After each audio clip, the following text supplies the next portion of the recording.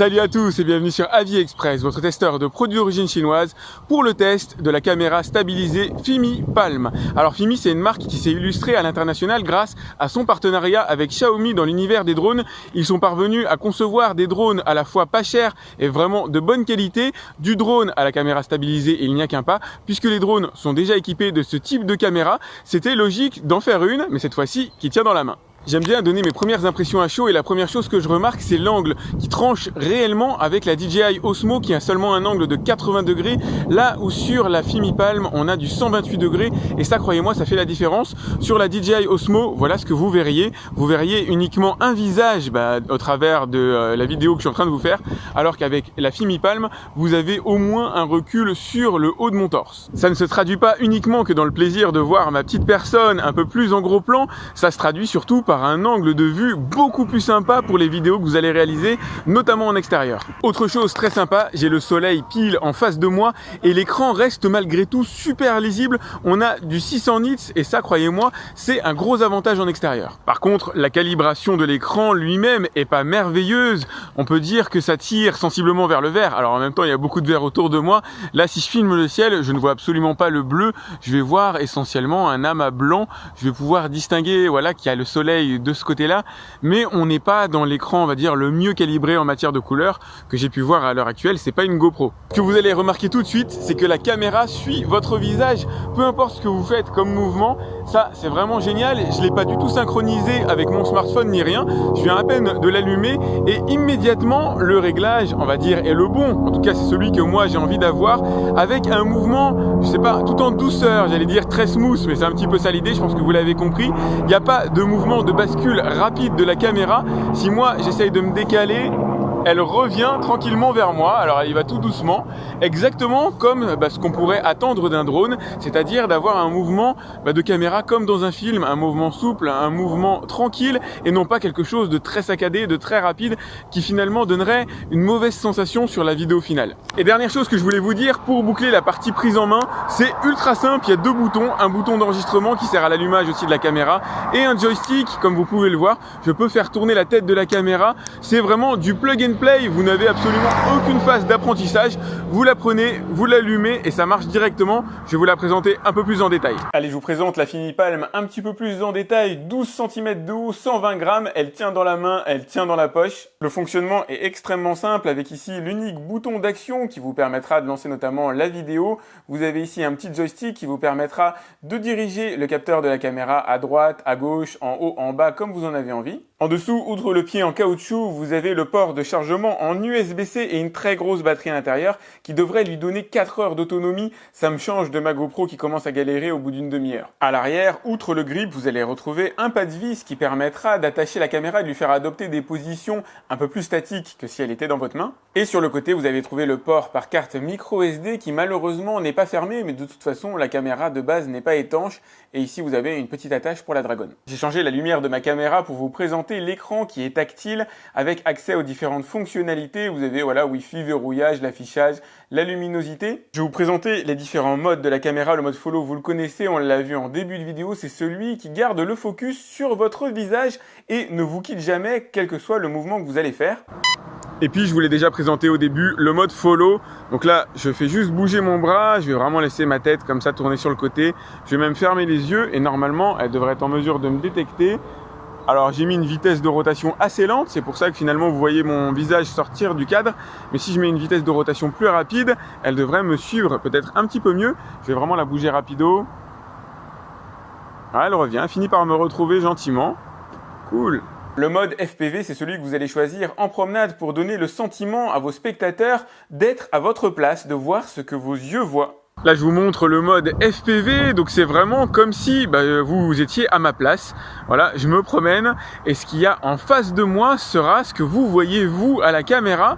Donc en gros, on n'a aucun point réellement fixe. Je peux viser le ciel, je peux viser la rivière.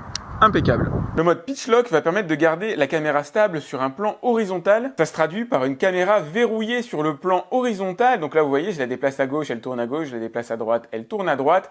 Par contre, si jamais je la déplace verticalement, le point reste exactement au même endroit. Elle n'ira pas filmer le ciel, elle n'ira pas filmer le sol, elle ira filmer toujours le même horizon. Le pitch lock, c'est vraiment magique si vous avez un objet à suivre. Mettons que là, il y a une voiture à suivre. Le plan horizontal ne bouge pas comme vous pouvez le voir. Si j'essaie de tourner ma caméra vers le ciel, ça ne marche pas. Si je la tourne vers le sol, ça ne marche pas. Le point reste sur le même axe horizontal. Et ça, c'est génial, notamment pour l'anti-tremblement. Vous êtes assuré d'avoir une vidéo qui paraît stable. Et même si vous avez la main qui bouge beaucoup, au global, vous aurez un rendu de très bonne qualité. Et enfin, vous avez le mode Gimbal Lock qui permettra de filmer un point précis, quel que soit le mouvement que vous allez réaliser avec la caméra, elle ne le quittera jamais de l'œil. Là, j'ai activé le mode Gimbal Lock sur la caméra, donc elle est censée rester focus sur le bateau que vous avez ici, et quel que soit le mouvement que je vais réaliser avec elle, elle continuera à filmer le bateau. J'ai pas du tout à me soucier de la manière dont je tiens la caméra. Quoi qu'il arrive, le bateau restera au centre de la scène, restera le sujet de la vidéo. Allez, je vous propose de faire un petit test de vidéo nocturne, le même que je fais habituellement avec mes smartphones. Et c'est clair qu'on capte pas énormément de luminosité, en tout cas par rapport à ce que je vois sur mon téléphone. On peut pas dire que ce soit très très probant. Là, je vais faire un petit test, je vais secouer la caméra juste pour voir la stabilisation, toujours 2 cm. Même test que celui que je fais avec mes téléphones. Et c'est clair que c'est pas fait pour filmer de nuit. On est quand même très très largement en dessous de ce que font des bons smartphones, voire même en dessous de ce que fait du milieu de gamme. Allez, voyons voir ce que notre 108 mégapixels a dans le ventre de nuit. On a une ouverture à 1.7 et ça se voit, c'est très très très lumineux. C'est un univers dans lequel il y a encore relativement peu de concurrence, puisque finalement, à part Fimi et DJI, qui sont vraiment les alternatives les plus crédibles, on va pas trouver énormément de concurrence. Et très franchement, la Fimi aujourd'hui est au top, notamment grâce à son angle, son ouverture qui vous permet déjà de ne pas avoir le bras tendu et la tête comme ça lorsque vous souhaitez vous filmer, chose que vous n'allez pas pouvoir faire avec la DJI. Avec son angle de 80 degrés, ça fait très réduit et vous allez avoir uniquement votre tête cadrée en gros plan. Ça, c'est quelque chose à prendre en compte si vous faites du vlogging, mais c'est pas uniquement un accessoire de vlogueur. C'est quelque chose qui peut vous accompagner dans vos déplacements pour filmer des vidéos de vacances, etc. C'est très très propre. Alors dans les deux cas, il va lui manquer la 4K en 60 fps, à vous de voir si ça vous est nécessaire, mais pour le reste, la restitution, l'image est vraiment top. Exception faite de nuit, l'image de nuit est pas satisfaisante du tout. Faudrait vraiment être dans une ville bien éclairée pour obtenir un résultat exploitable. Elle ne manque pas de qualité, elle est légère, elle tient bien dans la main, elle a de bonnes fonctionnalités, elle a ce petit joystick que n'a pas la Osmo, elle a une application qui fonctionne bien, une bonne connectivité, évidemment une belle image, sauf de nuit comme on l'a évoqué, elle a vraiment tout ce qu'il faut pour vous accompagner dans vos déplacements et réaliser de belles images. Pour les adeptes de la photo, c'est probablement pas ça qu'il faut emmener avec vous en vacances, en tout cas c'est pas ce que moi j'emmènerais.